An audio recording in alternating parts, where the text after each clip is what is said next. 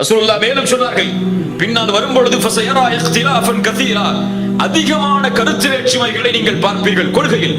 ஃபஅலைக்கும் பிசுன்னதி வ சுன்னத்தில் குலஃபாஇர் ராஷிதீன் அல் மஹ்தியீன், அந்த நேரத்தில் என் வழிமுறையையும் என் கலீஃபாக்கள் எந்த வழிமுறையில் இருந்தார்களோ அந்த வழிமுறையையும் நீங்கள் பின்பற்றினால் ஃபஅது பின் நவாஜித், அதை கடவாய் பற்களால் நீங்கள் பற்றிக் கொள்ளுங்கள் என்று அல்லாஹ்வுடைய தூதர் முஹம்மது ரசூலுல்லாஹ் ஸல்லல்லாஹு அலைஹி வஸல்லம் அவர்கள் சொன்னார்கள்.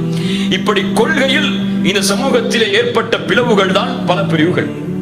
ஷியாக்கள், காதியானிகள், ஒருவரை நபியாக அல்லாஹ்வுடைய தூதருக்கு பிறகு ஏற்றுக்கொண்ட காதியானிகளுடைய கூட்டம், அஹ்லே குர்ஆன், குர்ஆன் மட்டும் போதும் என்று சொல்லக்கூடிய கூட்டம், அல்லாஹ்வுடைய சிஃபத்துகளை மறுக்கக்கூடிய கூட்டம், அல்லாஹ்வுடைய சிஃபத்துகளுக்கு தனிப்பட்ட முறையில் விளக்கங்கள் சொல்லக்கூடிய கூட்டம். இதுவெல்லாம் பெரிய சப்ஜெக்ட். ஹவாரிஜிகள், முஅ்தஸிலாக்கள் என்று பிரியக்கூடிய பல கூட்டம் கொள்கையில் பிரிந்தது.